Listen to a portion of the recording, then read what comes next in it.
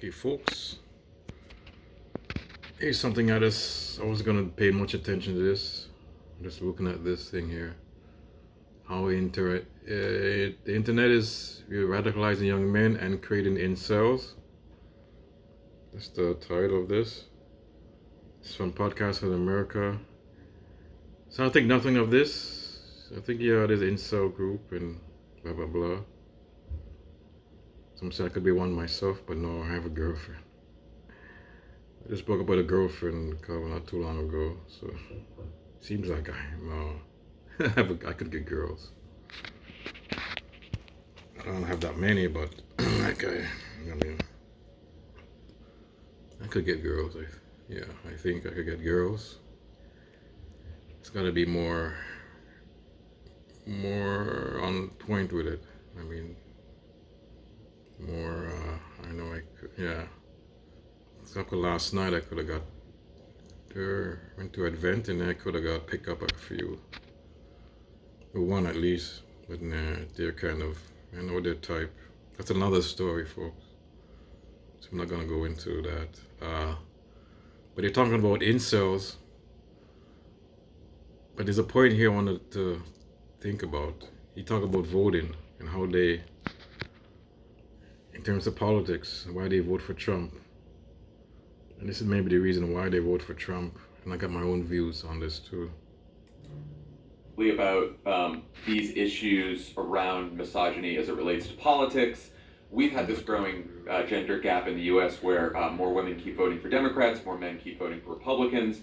And for a while, the biggest demographic the Democrats kept losing was white men without a college degree. So that's been for a while. But over the last few elections, Republicans have started to gain some support among Latinos, even some black voters, even some younger voters, but almost entirely among men in those demographic groups.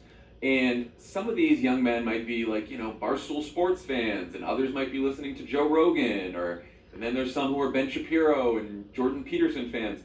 And I wonder what you think can be done to sort of prevent these men from falling even further down the rabbit hole, especially some of these young men. Mm-hmm. Well, I think that one thing we have to say in that context is recognizing the links between these particular misogynistic ideologies and white supremacy and the far right, because what we see is that members of those groups of the far right, white supremacists, they explicitly see online misogyny as a gateway drug. They see these communities as a kind of gateway to pulling people further down the road to white supremacy. And it isn't really possible to disentangle those two things, because within incel communities, they are explicitly and extremely racist. They are not just furious that women aren't having sex with them, they are particularly furious about women in mixed. Wow, racist. Maybe it's not surprising, I guess. A lot of the manosphere, these guys, they're misogynistic, misogynist, and a lot of them are racist, yeah, in this manosphere, so-called. But you see a lot of blacks maybe you see a lot of black men in the manosphere, and some of them are more right, they're to the right. They lean towards the right wing, and even some of them they're anti-black, against their own people. I mean, some of them. So, even on that, she's right about that. But she didn't really talk about what he was saying in a way about black photos. She didn't talk about what you'll see. She didn't talk about that, the black men, as much. She's talking about white women and race relationships, but also foundational in the beliefs of white supremacists is an inherent misogyny, right? The obsession with birth rates, with the idea of white women as a vulnerable, dehumanized. I guess the Latino, the Latino groups, Latino men, they're definitely racist. Some of them who vote for Trump. commodity to be funded. The ideas around forcible sterilization of women of color.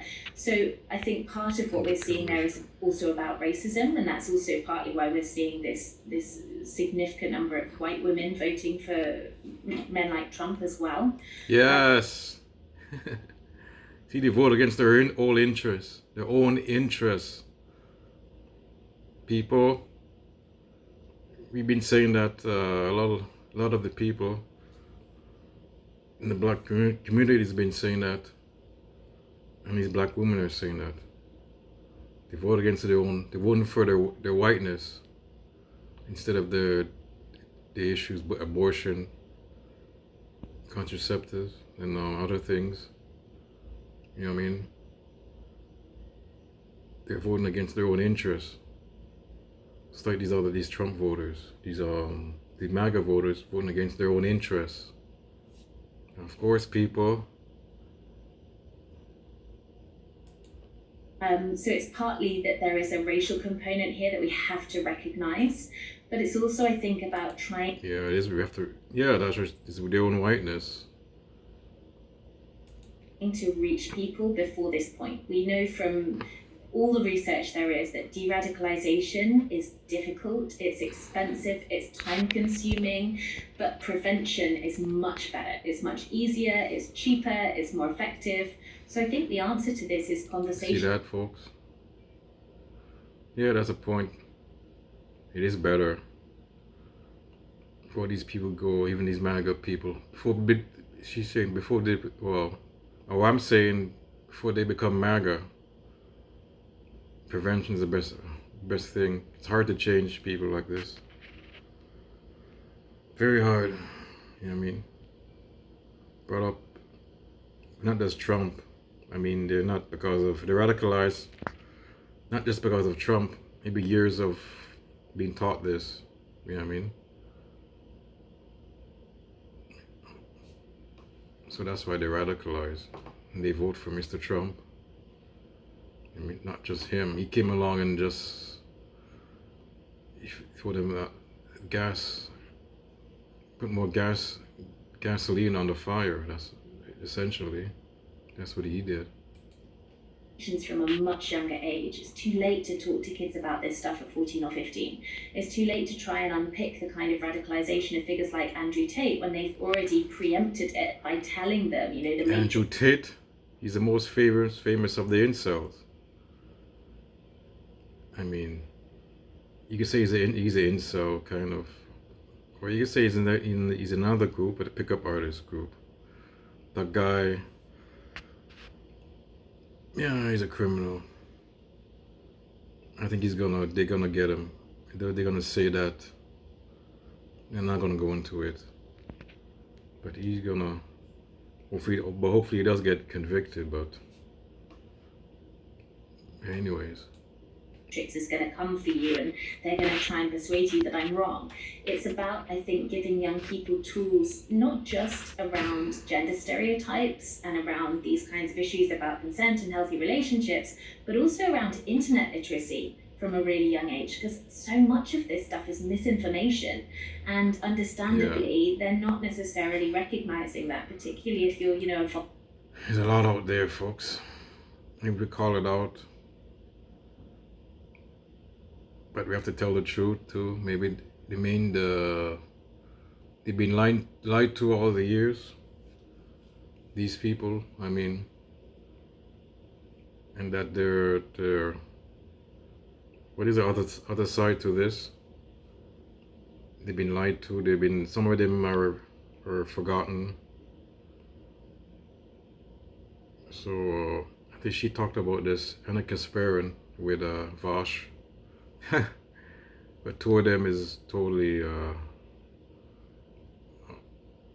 they're not the persons to talk about this, but they had a point that these men are like forgotten, marginal. I mean,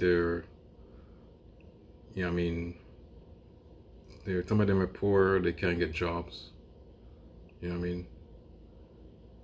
Not all of them, but they're, and they're under pressure. I could sympathize with them a little bit. You know what I mean?